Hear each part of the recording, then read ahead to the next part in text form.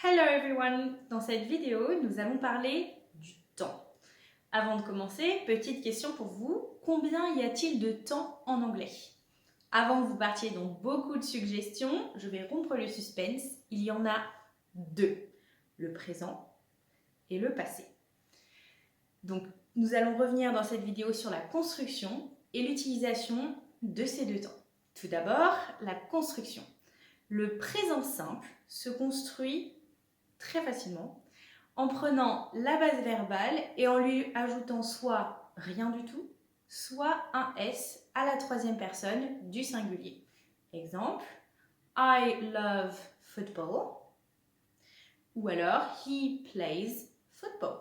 Ici, j'ai rajouté un S à la troisième personne du singulier.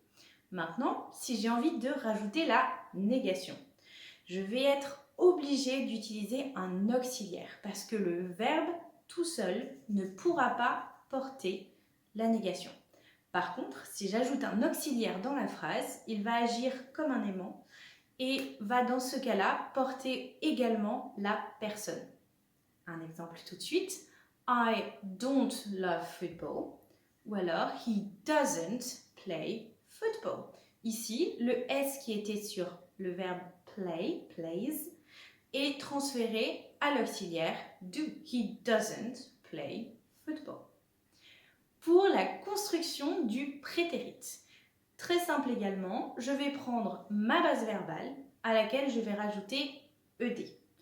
Attention aux verbes irréguliers. Par exemple, je vais pouvoir dire de manière régulière I played football ou alors he loved football. Par contre, je vais dire I left this morning ou alors he ate lunch. Dans ces cas-là, j'ai utilisé des verbes irréguliers. Les verbes irréguliers, il faut les apprendre. Il n'y a pas d'autre manière de savoir si un verbe est irrégulier ou pas. Maintenant, quand vous êtes face à votre tableau de verbes irréguliers, pour savoir quelle colonne utiliser, très simple, deuxième colonne. Pourquoi apprendre les verbes irréguliers? C'est aussi une excellente manière d'enrichir votre vocabulaire. Comme pour le présent simple, si jamais j'ai besoin de rajouter la négation au prétérit, je vais être obligée de faire appel à un auxiliaire. Encore une fois, je vais prendre do, mais cette fois-ci conjugué au prétérit, ce qui va me donner did. Donc, I didn't love football, he didn't play football. Très simple. Et c'est de la même manière avec un verbe irrégulier. I didn't leave. Vous avez remarqué que maintenant, comme j'utilise la base verbale après do, didn't, l'irrégularité du verbe leave ne se remarque plus.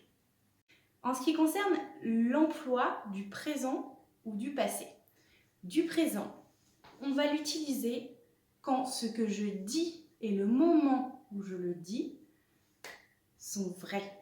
D'accord? Ce que je dis au moment où je le dis est vrai, n'est pas problématique. Si je fais une vérité générale, par exemple, The sun rises in the east, ce que je dis est une vérité générale, j'utilise donc du présent. Si jamais je parle d'une habitude, je vais utiliser du présent. I wake up at 7 every morning. Si je parle de mes goûts, encore une fois, on peut utiliser l'exemple I love football, je vais utiliser du présent simple. Ceci est juste une petite fourchette, un petit exemple des fois où on va utiliser ce présent. Maintenant, pour le prétérit, je vais utiliser du prétérit quand ce que je dis au moment où je le dis n'est plus vrai. Il y a une véritable rupture entre mon moment présent et l'action qui est passée, ou la chose dont je parle qui est passée, finie, révolue, qui n'a plus de lien avec aujourd'hui. Par exemple, I played football, c'était avant, ce n'est plus vrai maintenant. Et il n'y a pas forcément de lien avec mon présent. En espérant vous avoir éclairé un petit peu sur tous ces sujets, n'hésitez pas à nous poser des questions en classe ou par mail. Good luck everyone! Bye bye!